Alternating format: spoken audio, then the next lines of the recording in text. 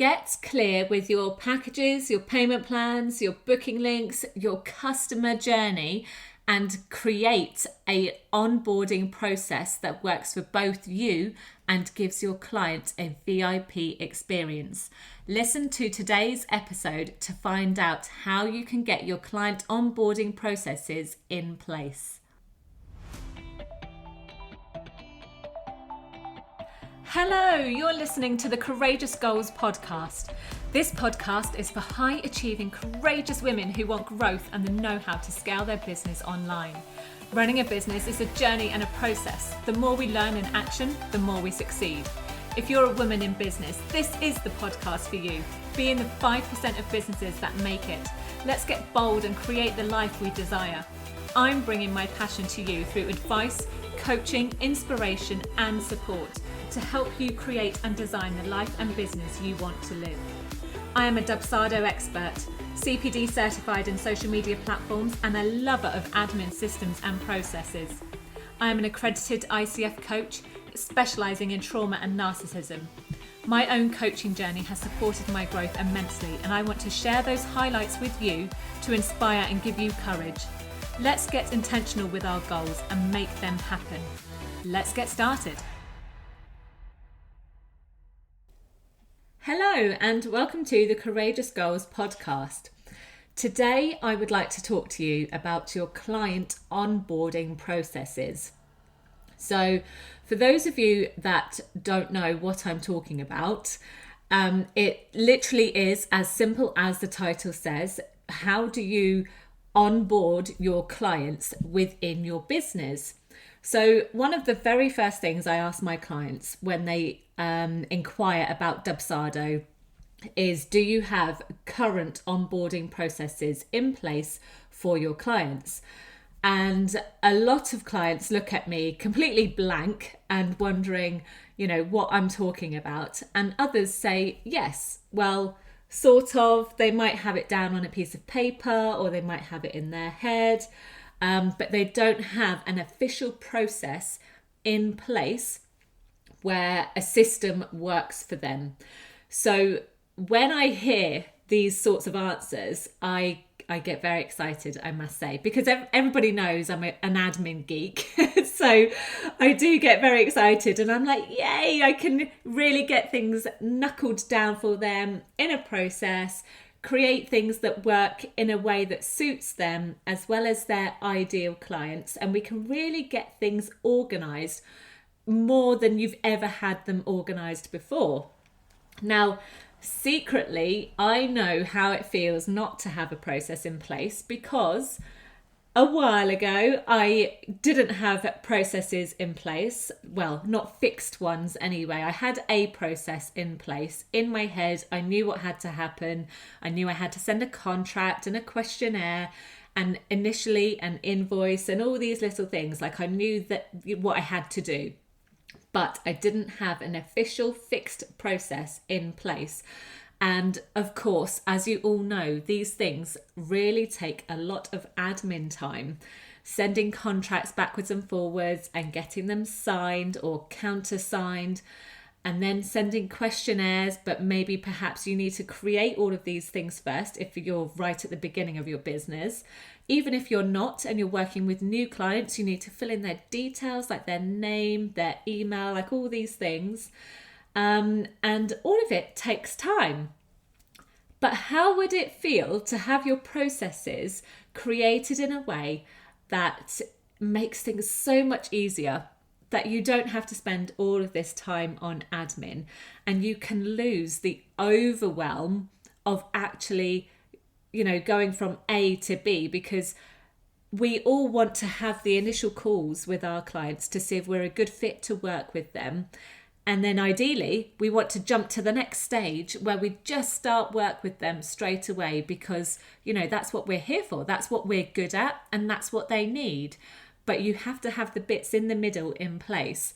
And so things like contracts, questionnaires, invoices, maybe even reminders, to pay an invoice, or reminders to complete a questionnaire, or even a reminder to sign a contract, because as we all know, life and business can be really busy and you're doing so many things that you forget to do things. So there's also lots of reminders that we forget, how much we spend time on. So having a system in place that can support you with these things and get these things done is so, so important. Now, Dubsado. Dubsado is a brilliant tool. There are many other systems that you can use. Just everybody knows that I'm a lover of Dubsado. I know how well it works for me in my business, and I know how well it works for other people in their business. I'm also part of the Dubsado community, and there are just so many benefits to working with Dubsado, and I love the fact that you can really brand it and create things to work for you, how you want to, come across in your business. And you can do that in other systems, in other software platforms. And it's just about finding the right one for you. But today I'm going to focus more on Dubsado because that's what I use. And as many of you know, I have a Dubsado course launching in February the 20th. It is launching now. It was going to be January, but I came down with COVID, so hands up, things have moved a few weeks, but it is still coming. It's still in place. It's just delayed slightly. Right, so back to your client or onboarding processes. So to be able to work these out, if you use Dubsado, leave that aside for now. All you need is a pen and paper, your notebook, whatever it is. You're just going to do the old-fashioned thing first and really work through all the nitty-gritty bits before you actually implement and do anything in Dubsado if you use it. So you need to initially work out all of the software that you currently use, and then work out, would a system actually be better for you? So if you're asking clients to sign contracts, you must be using a different kind of software. I know I used HelloSign and Signable at different times in my business. I also used questionnaires, so Google Forms for me. Booking calls was done through Calendly. Invoicing, perhaps I might have created PDFs, or I might have created these in my accounting software, Xero. I also had reminders on my project management tool. So now I use Asana. I used to use Trello. What emailing software do you use? So if you use Google or Microsoft, what's your availability like? Do you know what that is? Do you know what days you like to work on certain things? So are you using a digital calendar? There's lots of different software that you might already use now, and potentially Dubsado could replace some of these. So for me, I know Dubsado replaced HelloSign and Signable. It replaced Google Forms. It replaced Calendly. I don't use PDFs for my invoicing anymore, or even Xero for that matter. I still use Xero because that's for my accounts side of things, but my invoices are created automatically in Dubsado, which sync to Xero, which is absolutely brilliant. And also within Dubsado, I have reminders set up. So although that I still use Asana, I use Asana more for my business side of things and tracking other things, whereas my reminders for clients are all done through Dubsado.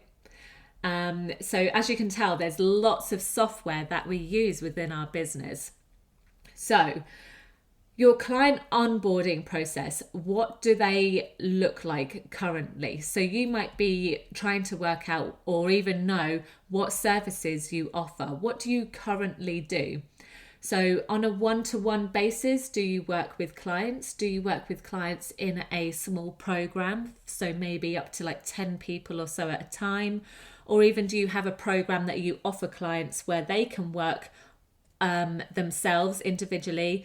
And it might be like a 6-week program or something like that. So Dubsado can really work for you in that way. You also might want to think about any launches that you have coming up. So if you don't offer a program or a course at the moment, think about those as well.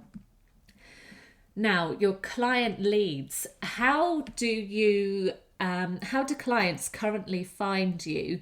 Are you tracking this for your marketing purposes? Because it's so important to really notice where people find you. So if it's referrals in person, then you need to do more networking.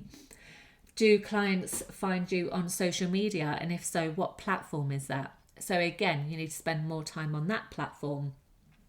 And how do clients book a call with you? Do they know how to do it? Do you have set availability for those discovery or clarity calls? Do you turn clients away if they don't fit a certain criteria? Do they need to apply to book a call with you, or can anyone just book a call with you on a certain link? So the leads are the initial stages of where they haven't turned into a client yet, but they could be a potential, they could be a client. So how do you currently track these? And that's something to really work out in the best way for you. In Dubsado, there is a brilliant way to monitor this and use statuses in the project section. And then you need to work out onboarding. So how you onboard your clients. Before you start work together, do you send a package or a proposal? Do you send a contract, a welcome pack, an invoice? How do you take payments? Is there anything else that you do before you would like to start working together? And then there's obviously the active part of when they're a client. So do you require a booking link or any sessions? Do you send any mid-project questionnaires? Are there any resources you send and appointment reminders? There are so many things to really look at when you're working with your clients. And as I said, all of these things can really be put into place when you use a system that works for you in your business. And Dubsado is brilliant for coaches, absolutely brilliant. And that's why I use it. Again, so that was onboarding, that was active clients, and now offboarding, exactly the same. When you offboard your clients, what happens? What do you do? Now, I cringe when I think of this stage because at the beginning of my business, I did not have an offboarding process. I didn't really do anything. When I stopped working with clients, it was just, okay, thanks very much. It's been great working with you. If you need anything again in the future, let me know. And that was kind of it. And, done. I didn't do anything. And even with my client folders, they just they stayed there. They got left in my drive, didn't really do anything. And that was that.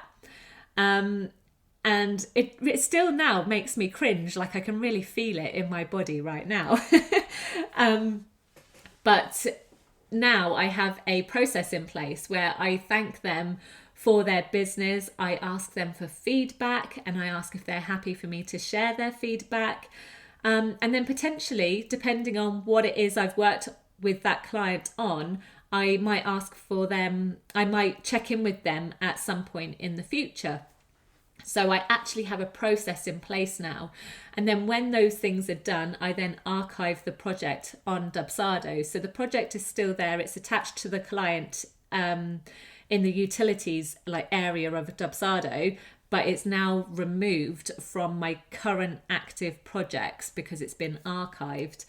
And having those processes in place was absolutely brilliant for me to get that there because, like I said, it makes me cringe to think, what I didn't do, and I didn't ask for feedback and I didn't do all these things. So all the feedback or testimonials or, possibly extra work I could have got from clients in those early stages, it's just like, oh, why didn't I do that? However, we live and learn, don't we? Especially in business. We don't know everything right from the start. And now I'm at a stage where I've learnt all of these things. I've been able to get everything in a process, in place.